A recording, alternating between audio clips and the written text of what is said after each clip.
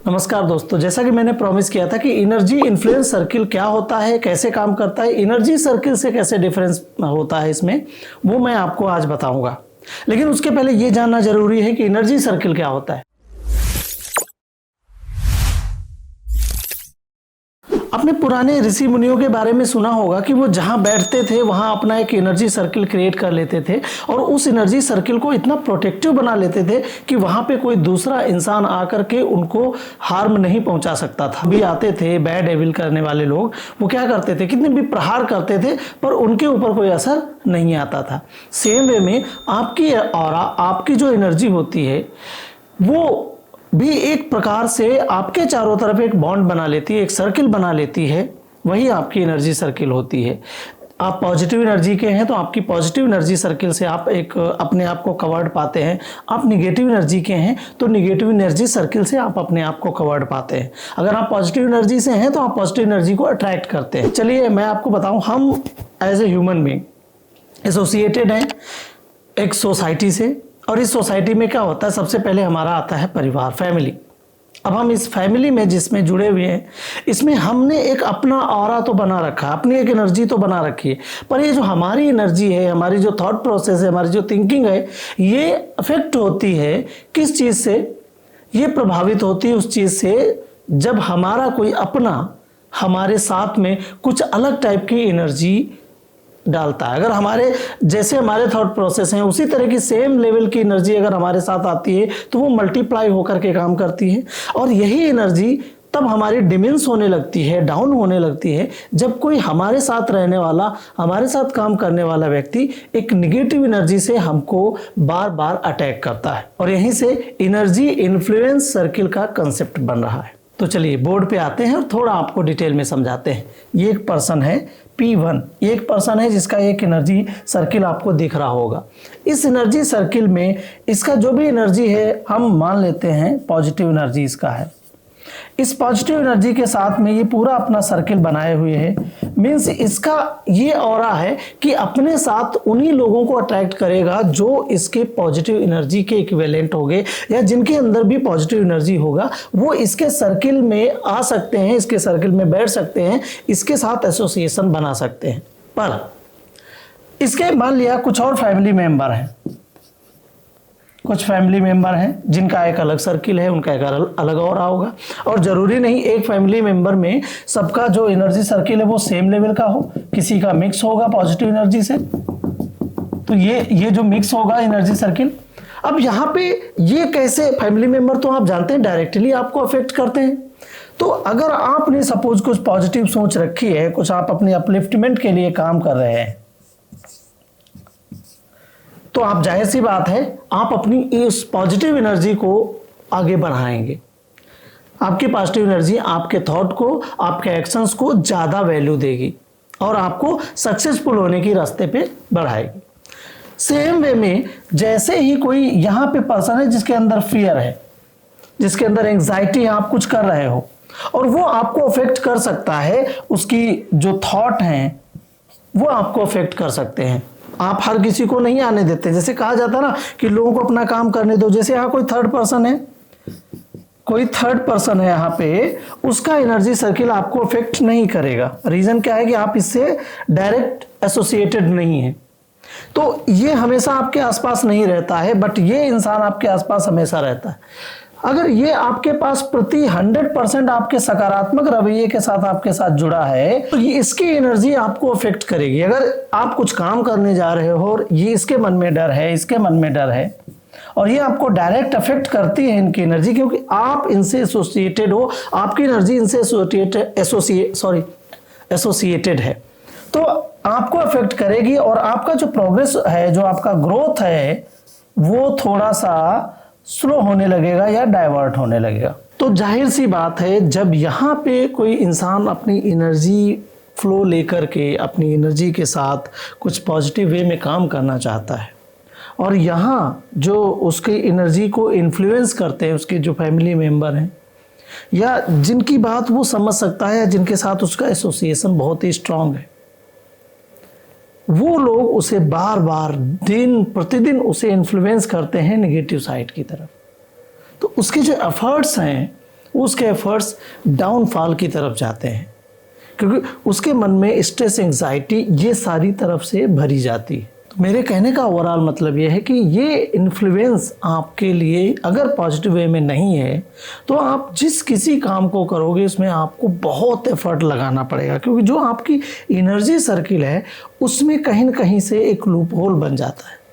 वो full energy के साथ आप किसी काम को नहीं कर पाते। ये पहली चीज़ हो गई। दूसरी चीज़, सपोज आप अच्छा करना चाहते हैं, आपके साथ जो एसोसिएटेड है पर्सन वो भी अच्छा करना चाहता है, बट इसका एनर्जी सर्किल, इस इंसान का एनर्जी सर्किल ये जो है वो भी किसी से इन्फ्लुएंस हो रहा है, वो डायरेक्ट आपको इन्फ्लुएंस नहीं कर पा रहा है क्योंकि आपसे एसोसिएशन नहीं है इसका। ध्यान से सुनिएगा, आपको ये इन्फ्लुएंस नहीं कर पा रहा है, लेकिन ये एक पर्सन है जो नहीं चाहता है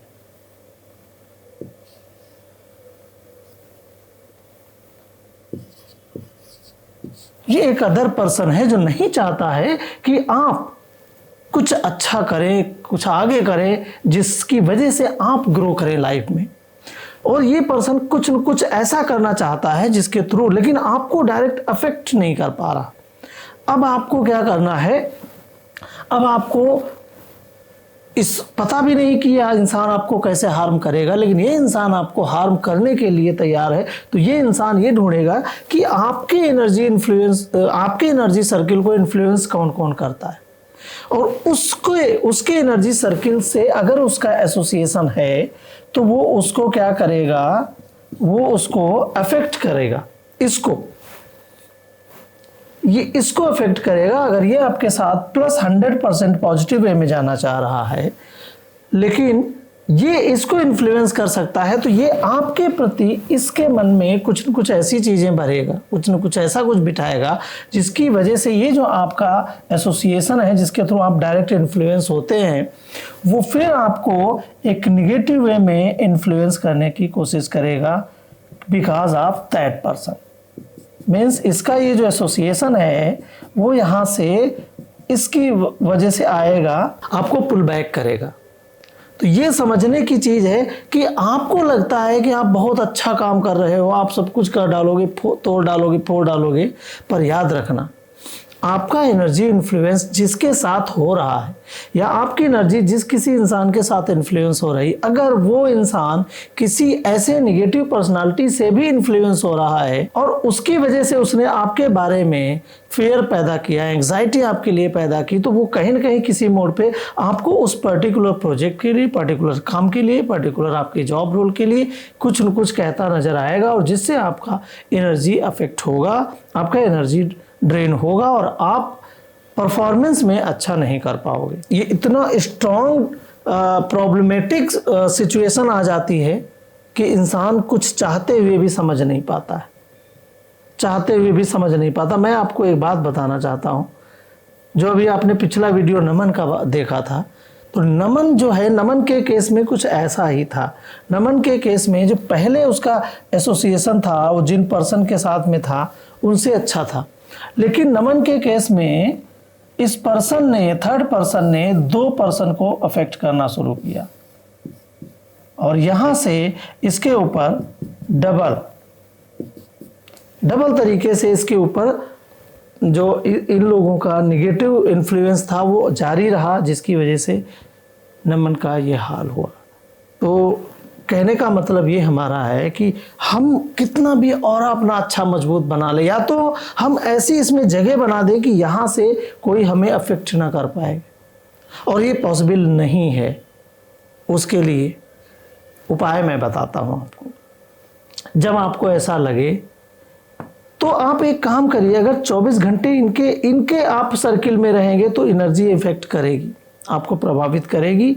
तो आप क्या करिए, इनसे एसोसिएशन तो आप तोड़ नहीं सकते, ना ही आपको तोड़ना है, लेकिन आपको एक काम जरूर करना है कि आप धीरे से अपने आप को किसी एक पर्टिकुलर सेफ डिस्टेंस पे फिक्स कर लीजिए, और इनके साथ में लिमिटेड कम्युनिकेशन करिए जब तक कि आप अपनी लाइफ में ग्रो नहीं कर जाते। और जब ग्रो कर जाएं तो एक बात का ध्यान रखिएगा, फिर आपको एक काम और करना होगा कि जो पर्सन आपके एसोसिएशन को निगेटिवली इन्फ्लुएंस कर रहा था, उससे इन लोगों का पीछा छुड़वाइए। वो आपको टैक्टिक अप्लाई करनी पड़ेगी, क्योंकि अगर फिर से उनके साथ उनका एसोसिएशन रहा तो वो फिर से कहीं ना कहीं आपका कुछ न कुछ बिगाड़ने की तैयारी में लगे रहेंगे। इसलिए इस निगेटिव तरह की पर्सनालिटी को हमेशा आपको जो है नो कहना पड़ेगा बड़े बड़े अक्षरों में। यह आपको ध्यान रखना होगा, अदरवाइज आपकी लाइफ दूसरे के कंट्रोल में जाएगी और दूसरा आपको किस तरह से डिस्ट्रॉय कर दे आप नहीं जान पाएंगे।